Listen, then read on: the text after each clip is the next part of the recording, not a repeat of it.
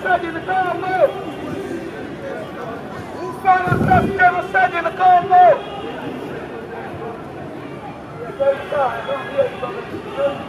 Who financed genocide in the Congo? Who financed genocide in the Congo?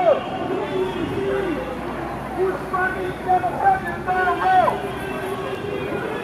Who's funding genocide in the Congo?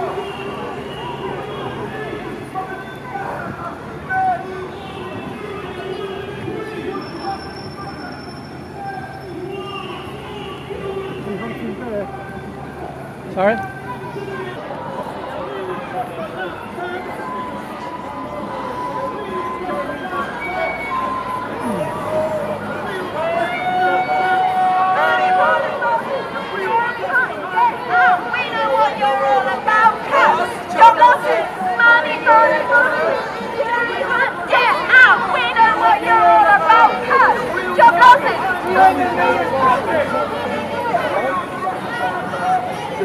Save our NHS! Save our NHS! Save our NHS! Save our NHS! Save our NHS! Save our NHS! Save our NHS! Get us on the news! We need more publicity! Save our NHS!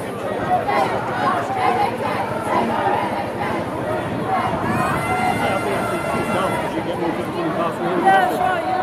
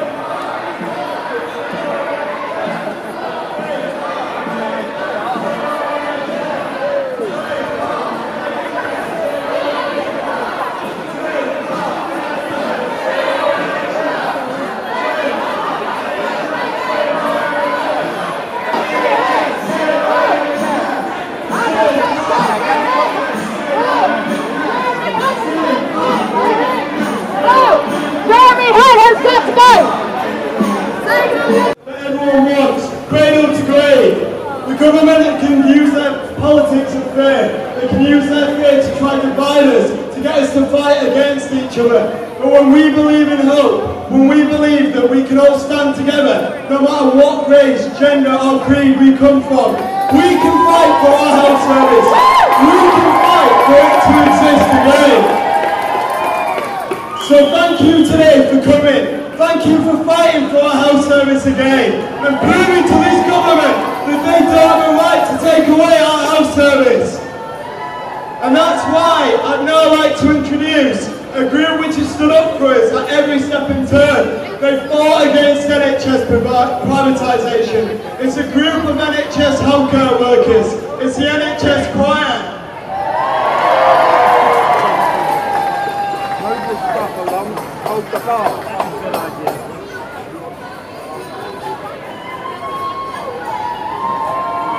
Grab the bar to pull yourself. Yeah.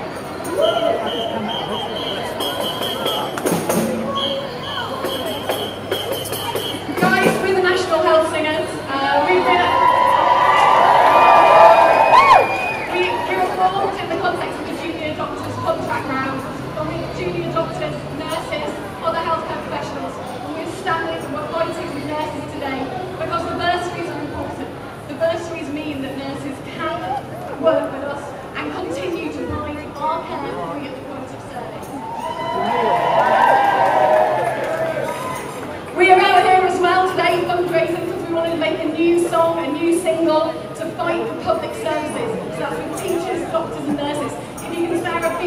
get some change and some buckets going round, and also please join in.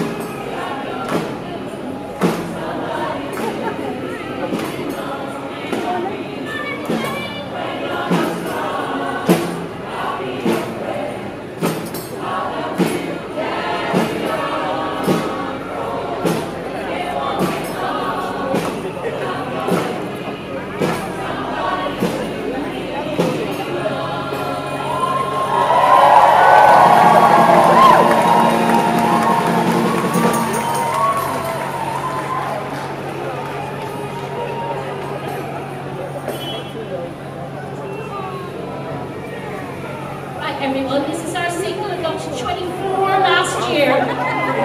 We should point out our next single we wanted to get to #1, okay? And if you want to join us, please do. This is a public worker song. It's amazing. We've just heard the raw run through on Friday. It's amazing, guys. So please come on board. And this is yours. So join in if you know it.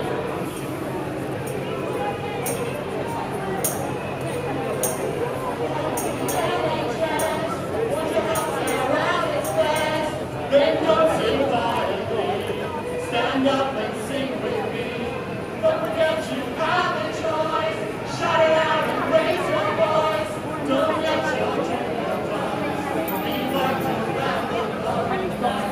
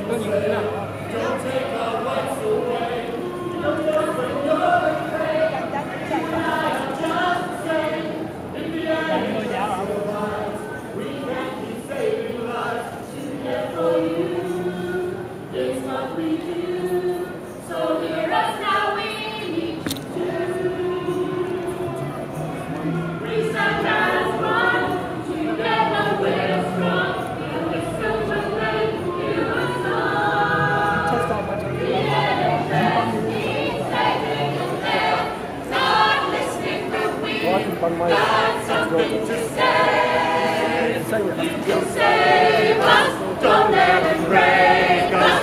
We are your daughters, let's keep it that way. The NHS should be yours.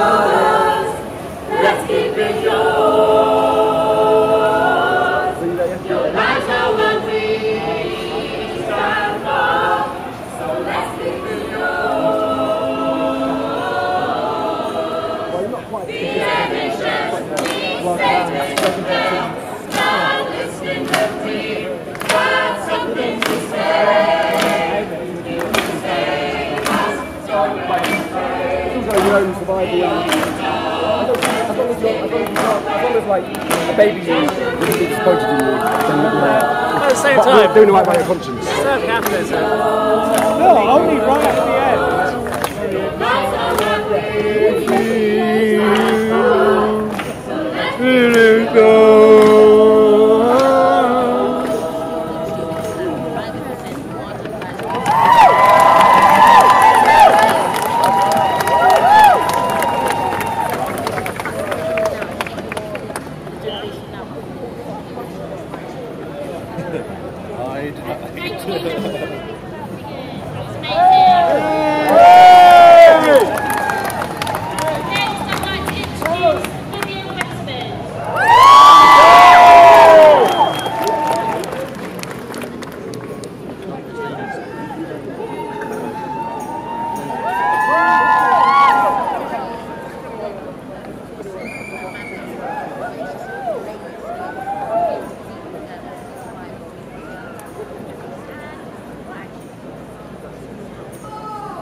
Okay.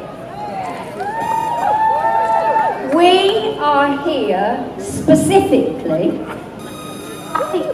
for the economic conditions necessary for our nurses to survive and thrive.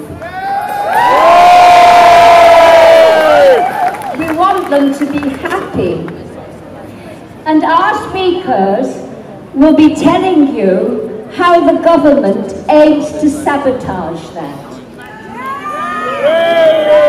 How it will lead to the breakup of the national health. We are here, generally, to protest government propaganda, lies, and raise public consciousness by presenting the true picture. The government is purposefully deceiving people when they say we can't afford the national health. There was even a phone-in on BBC Radio 4, that pillar of the establishment which repeats everything the government tells them to say. And it was called Any Answers.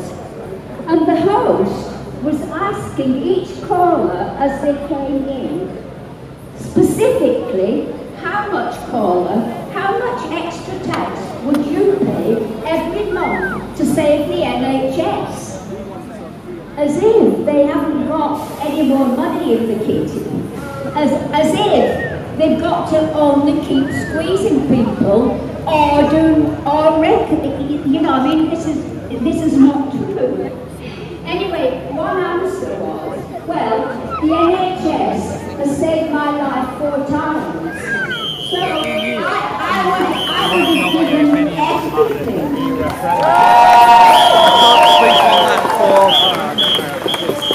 And the host of the phone-in, she said, no, I'm not asking you that. How much would you pay right now? Would you pay £50? I mean, this is propaganda that somehow it's up to us to keep on being squeezed. It's mad. Of course they can afford the NHS. The government have got their priorities wrong. They protect the rich and harm the poor with their rotten economic policy.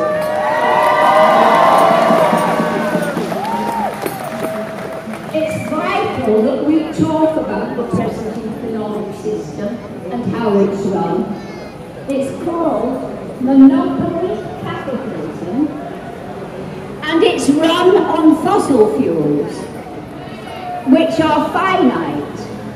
The more we continue to use them, the nearer we are to mass extinction. Mass extinction we're talking about, not just the national health. It is run by our government to create profit for a few people for giant monopoly corporations like Shell, for giant food monopolies who ruin the soil and the seas and treat animals with horrendous inhuman cruelty. It's designed to create poverty in order to siphon off the profits for the rich. It runs on austerity and cheap labour, and it provides opportunities which are anti-people for investors. That's what it does. And it's promoted, as we've just said, non-stop by the mainstream media. Now then, NGOs, non-government organisations like mine called Climate Revolution, we fight for a green economy. Natalie Bennett's here. The Green Party are fighting for a green economy. It would reverse the damage and make us all rich again. Anyway, priority for the green economy is this. Right now, we must stop the government from wrecking what we've got. We must stop the further continuous wrecking of the world, which includes the breakup of the national health.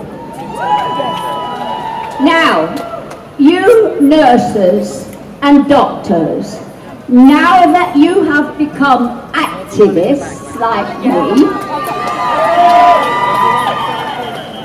you must join the fight to stop fracking. You must all join in, and the really big fight against TTIP. It will take away all people power and freedom, including the NHS. The aim of government is to privatise healthcare so that only rich people can afford it. Now then, I think they're so stupid that I think they actually think that these rich people are going to be cared for by robots. Everything is connected. Fight.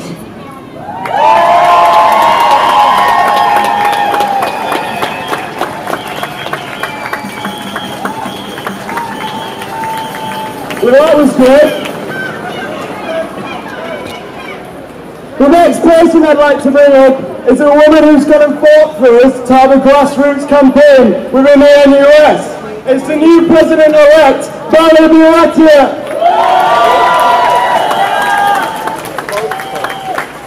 Hello everyone. I'm so honoured to be here. This government is made up of private school boys who went to university for free. Now they want to pull away the ladder that so many are already struggling to grab a hold of.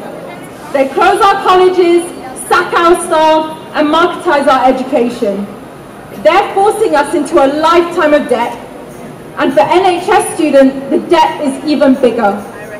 Research proves that it is those students who are the most debt adverse and put off by high tuition fees.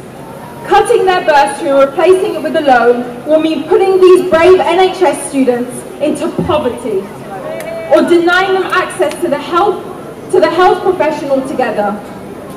Our NHS is already in crisis, not only in how it is financed, but now with how the people who staff it are financed too.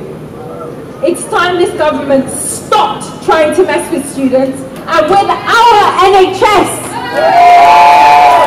They tried to mess with junior doctors. They felt the power of the collective action and solidarity. It's no surprise, since this is the same government cutting benefits, EMA, disabled students' allowance, and so many other vital funds that working class people need to survive, let alone access education. The truth is, they don't want us accessing education because it makes us powerful. It makes us see through their lies, and it gives us the network we need to fight back. And they will feel it even more if they pursue these bursary cuts. This year with NUS, they've got a fight on their hands. And they will not be cutting our funding and raising our fees without a fight. And it's a fight we can win. We will be mobilizing like nothing seen in a generation. We will be building closer, stronger links across the union and our movement, and we will be putting power where it should be, in grassroots, self-organized struggles like this one. We will be with you every step of the way, be it national or local actions. We stand with you and we will fight with you. Solidarity. Thank you.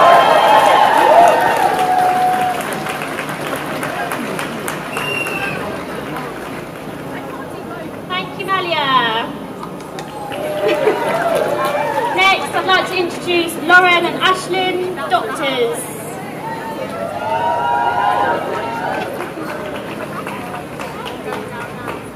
Hello! So, it's really nice to see you all here today. I didn't write a speech, so who knows what I'm going to say, but hopefully nothing too controversial. We are outside the Department of Health. We have obviously witnessed 8 months or more of quite astounding changes and things that have been happening with our profession. And it's not only us, it's clear that it's everybody, the nurses, the teachers, the police, the people with disabilities, people on tax credits, who else? The ambulance drivers, anyone else? The patients, absolutely, and I think that that is key, because what we are seeing now is this sort of rhetoric that none of this is about patient safety.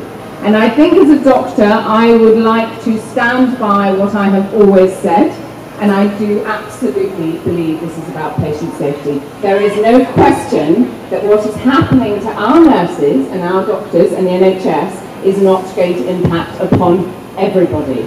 We doctors remember this. Whilst they try and divide us all, we're also patients. We use the NHS. I use the NHS. So this will impact upon me as much as it will impact upon any of you who go and use the NHS.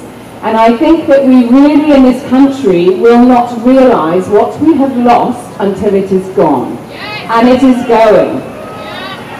So let us not forget that while Jeremy Hunt seems to think that the nurses needn't do a full course and it'll be fine to downskill nurses, and actually it's all good for people from disadvantaged backgrounds, and I was in a meeting with him 2 weeks ago and heard him say that, whilst lots of politicians challenged it. They actually challenged him. So there are brilliant politicians there fighting your cause, don't forget that. There are also wonderful people from the media fighting our cause.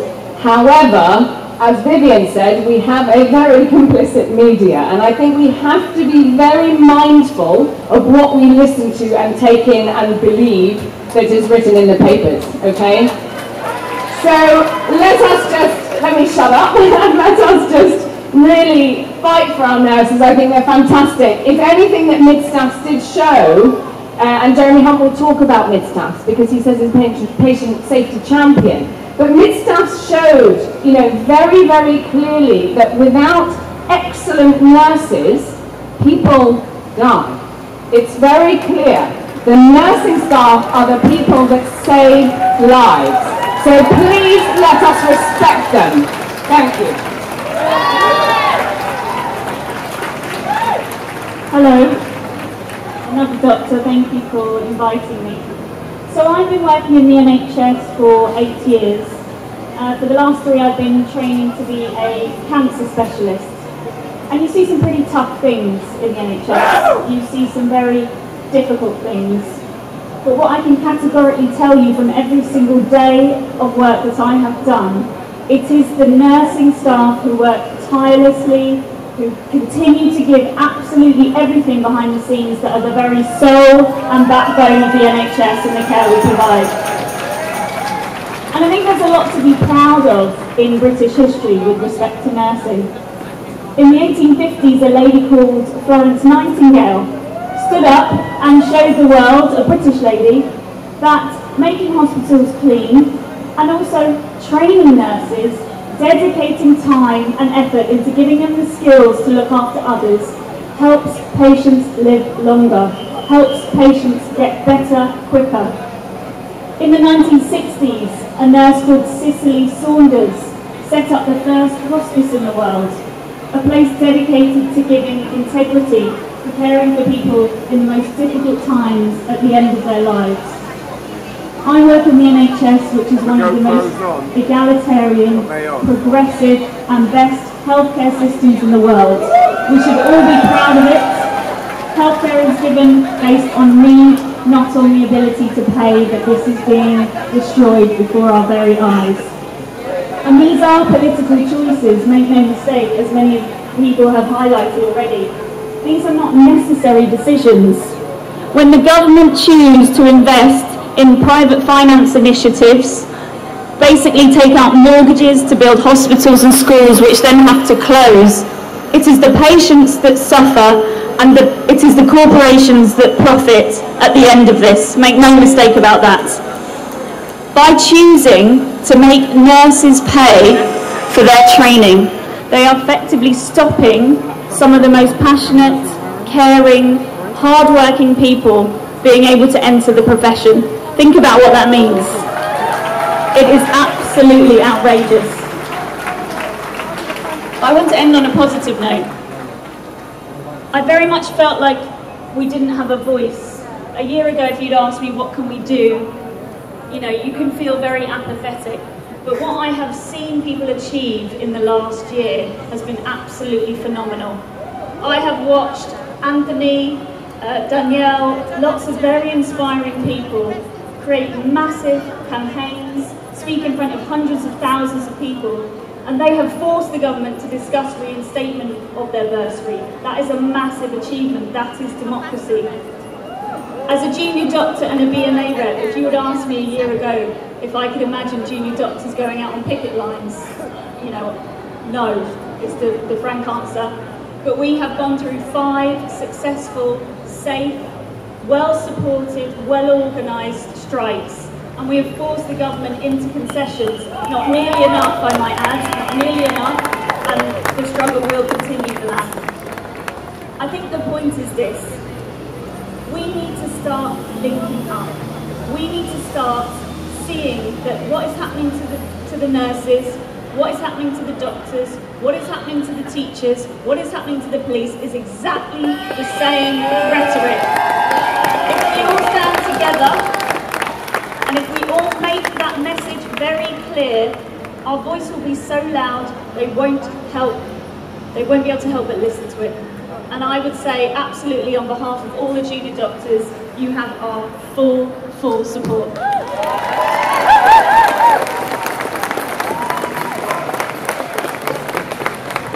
Well, that was great solidarity from our junior doctors.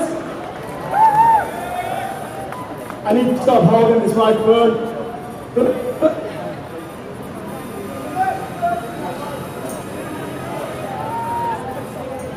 It's a lady who has supported us.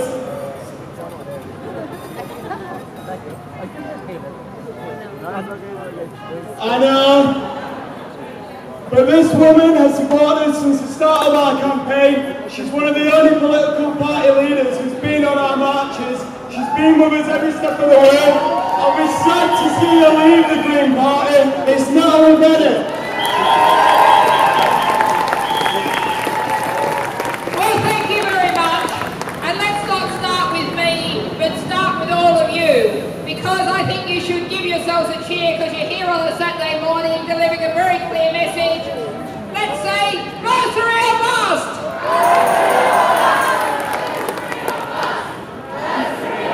Okay, alright. I reckon that'll still be reverberating round those halls on Monday morning. They'll be hearing that message loud and clear. Now I think, well actually perhaps I will start with a personal, just to tell you, all of you, what's happening. I've announced that I'm not re-standing as Green Party leader, but I am not going away. I'm going to keep doing all the same politics that I'm doing, but I'm opening up the space for more people to come forward, even more people to come on your marches. So I promise you, I'll still be here, and the Green Party will still be here on these marches. Now, I think it was great to see the speaker from the NUS here earlier, because we do have to understand this is part of a bigger fight. In the Green Party, we say no student fees for anybody. But the fact is that as nurses, midwives and associated health professionals, you actually have a special case. Because as part of your training, you are doing hundreds, sometimes thousands of hours of work in the NHS. And that means the plan to end the bursary for nurses, midwives and other health professionals is actually a plan to make you pay to work for the NHS. This is a new low in austerity and we're not going to stand for it.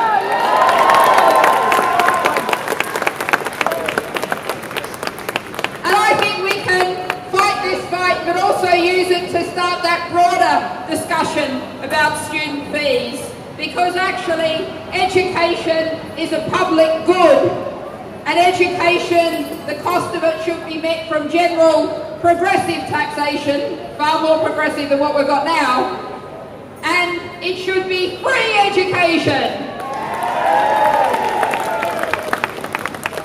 Now, of course, at the moment, one of our big political issues is the EU referendum, and I won't use this platform to exactly say how I tell you how I think you should vote. What I will say is vote, because it's really important to have your say in this. But I will take on one argument. An argument's being put that, oh, you know, immigration is a problem for our NHS.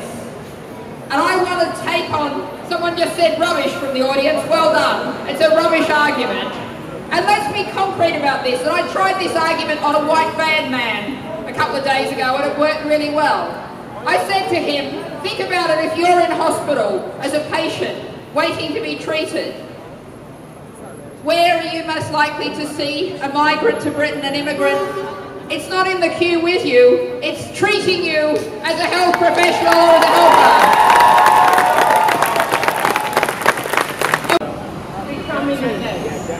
Who wants to finish the nursing degree with £6,000 debt?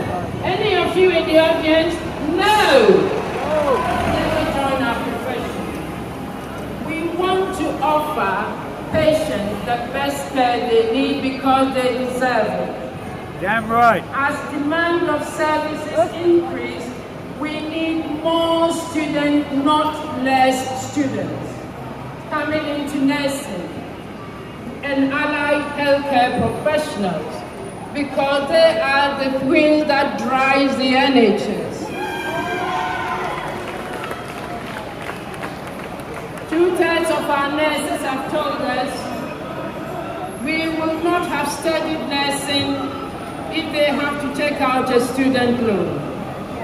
This alarm bell should ring for this government.